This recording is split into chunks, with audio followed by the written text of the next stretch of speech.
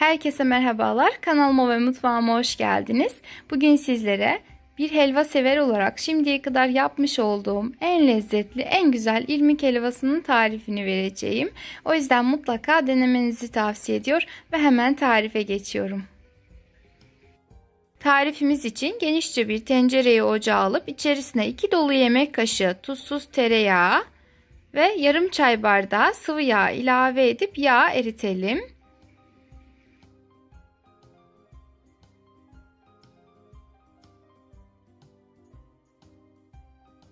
Yağ eridikten sonra üzerine 2 dolu su bardağı irmik ilave edelim.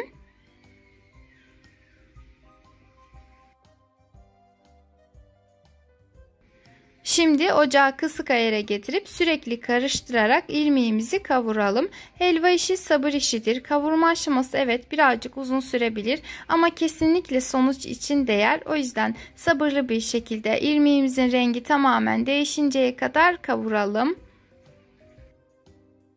İlk defa yapacak olan arkadaşlar kavurma aşamalarına hakim olmadıkları için bu aşamaları hızlı bir şekilde sizlere göstermek istedim. Öncelikle gördüğünüz gibi irmik yağ tamamen içerisine hapsetti ve şişmeye başladı. Daha sonra yavaş yavaş kavruldukça yağını tamamen dışarıya vermeye başlayacaktır. O zaman irmiğin kıvamı da kum gibi olmaya başlayacaktır. Kum gibi olmaya başladıktan sonra ise rengi hafiften değişmeye doğru gidecektir. O aşamada isterseniz fazla kavurursunuz. Yani irmiği nasıl severseniz o şekilde de kavurabilirsiniz. Ben fazla kavrulmuş olmasını her zaman tercih ediyorum.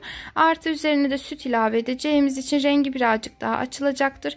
Bana göre ne kadar kavrulursa o kadar da lezzetli olacaktır ama tabii ki de yakmamak şartıyla. Şimdi kavrulan irmiğimizin üzerine bir su bardağı şeker ilave ediyorum. Normalde 1,5 su bardağı şeker ilave edilir. Ben dondurma ile servis edeceğim için her ikisi tatlı, çok fazla tatlı geldiği için sadece 1 su bardağı kullandım.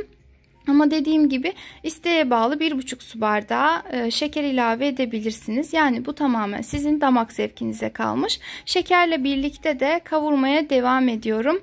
Ben hafif karamelimsi tadının gelmesini çok seviyorum. Bu şekilde yapmanızı da özellikle tavsiye ediyorum. Şekerle birlikte kavurduktan sonra içerisine 2 su bardağı sütü azar azar ilave ederek karıştırıyorum. Bu aşamada özellikle dikkatli olmanızı tavsiye ediyorum. Çünkü çok fazla kenara sıçradığından elinizi yakabilir.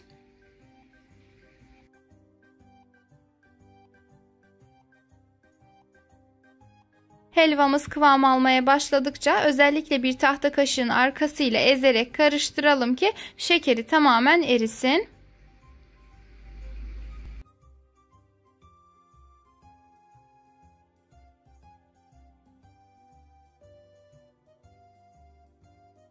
Ve helvamız şu anda videoda gördüğünüz kıvama geldiğinde artık hazırdır. Şimdi tencerenin üzerini örtüp helvamızı 10 dakika kadar dinlendirelim. Eğer tencerenin kendi kapağını kapatacaksanız alt kısmına bir bez yerleştirerek üzerinde nemlik oluşmasını önleyebilirsiniz. Yeterince dinlenen helvamızın kıvamını şöyle sizlere göstermek istiyorum. Diğer irmik helvalarından farklı olarak ne kadar bekletirseniz bekletin bu kıvamını ve de içerisindeki o ıslaklığı asla kaybetmeyecektir.